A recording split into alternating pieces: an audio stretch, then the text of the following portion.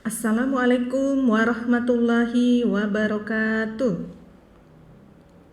Apa kabar anak-anak hebat kelas 6? Semoga semuanya dalam keadaan baik dan sehat ya. Alhamdulillahirabbil alamin. Kita bertemu kembali di pelajaran tematik setelah PTS selesai kemarin. Nah, untuk materi hari ini kita masuk ke tema 3, tokoh dan penemuan. Di subtema 1, yaitu penemu yang mengubah dunia. Kita masuk ke pembelajaran 1. Sebelumnya di pembelajaran jarak jauh offline kalian sudah belajar tentang mengidentifikasi informasi penting dari teks eksplanasi. Ibu hanya mengulang pelajaran yang pekan kemarin ya nak. Teks eksplanasi merupakan teks yang berisi informasi tentang suatu hal atau fenomena yang terjadi di masyarakat. Kita dapat menemukan topik permasalahan dan simpulan dari teks eksplanasi tersebut. Nah, topik permasalahan dapat ditemukan pada kalimat utama dalam setiap paragraf. Selain itu, kita juga bisa membuat simpulan dari sebuah teks eksplanasi. Dan kita juga bisa menuliskan simpulan dari sebuah teks eksplanasi dengan membaca keseluruhan isi teks. Itu pelajaran yang sudah kalian pelajari di pekan kemarin. Nah, sekarang kita akan masuk ke pembelajaran 3, yaitu menjelaskan informasi berdasarkan struktur teks eksplanasi. Nah, di pelajaran ini kita bisa menemukan informasi dari teks eksplanasi dengan menjawab pertanyaan. Teks eksplanasi bertujuan untuk memberikan penjelasan kepada pembaca mengenai proses terjadinya sesuatu. Nah, informasi dari teks eksplanasi ini dengan menjawab pertanyaan bisa kita buat pertanyaan-pertanyaan dengan menggunakan kata tanya yang sudah kita pelajari.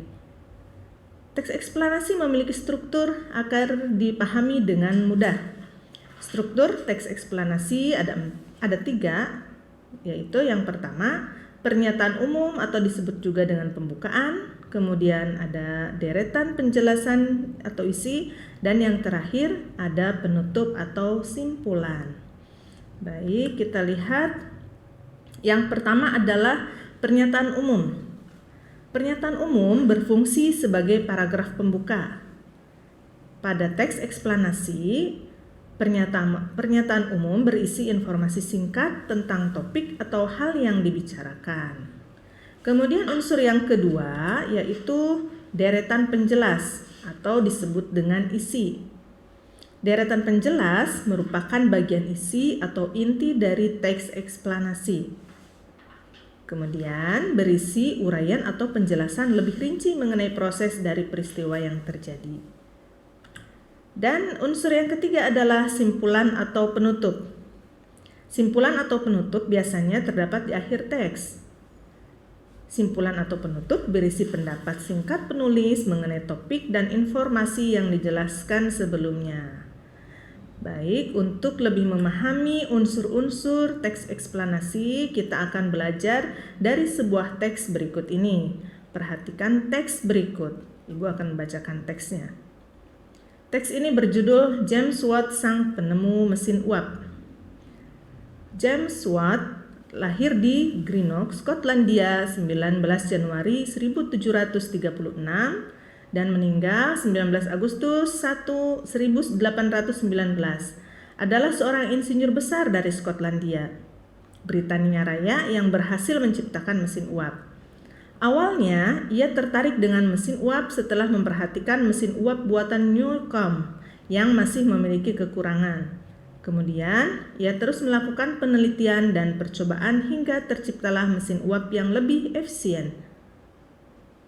James Watt membuka sebuah bengkel kecil yang dibantu oleh 3 temannya, 3 orang profesor yang ada di Universitas Glasgow. Setelah 4 tahun mengoperasikan bengkelnya, ia tertarik untuk melakukan percobaan dengan uap. Bersama temannya Profesor John Robinson, membuat dia tertarik pada mesin tersebut. Kemudian pada tahun 1765, Watt berhasil membuat sebuah model mesin uap yang lebih efisien. Penemuannya ini memicu revolusi industri. Sebagai penghargaan atas jasanya, nama Watt dijadikan sebagai satuan energi dengan simbol W oleh International System of Units. Nah, dari ketiga paragraf ini bisa kita lihat dan bisa kita dapatkan unsur-unsur teks eksplanasi. Yang pertama, unsur teks eksplanasi pernyataan umum. Pernyataan umum atau disebut dengan pembukaan bisa kita temukan pada paragraf yang pertama. Berikutnya ada deretan penjelas atau disebut dengan isi. Nah, paragraf kedua ini menjelaskan tentang James Watt ya, proses dia membuat bengkel kecil ya, kemudian menghasilkan model mesin uap yang lebih efisien. Ini terdapat di paragraf 2, yaitu unsurnya adalah deretan penjelas. Kemudian di paragraf terakhir ada simpulan atau penutup. Ini adalah pendapat dari seorang penulis dan penutup dari teks tersebut. Nah, dari materi yang sudah Ibu sampaikan ada 3 struktur teks eksplanasi. Kita ulang lagi, yang pertama adalah pernyataan umum atau disebut dengan pembukaan, yang kedua ada deretan penjelas atau isi, dan yang ketiga ada simpulan. Itu materi yang bisa Ibu sampaikan. Untuk lebih memahami apa yang sudah disampaikan hari ini, nanti tugasnya menyusul apa yang harus kalian kerjakan. Sekian, Assalamualaikum warahmatullahi wabarakatuh.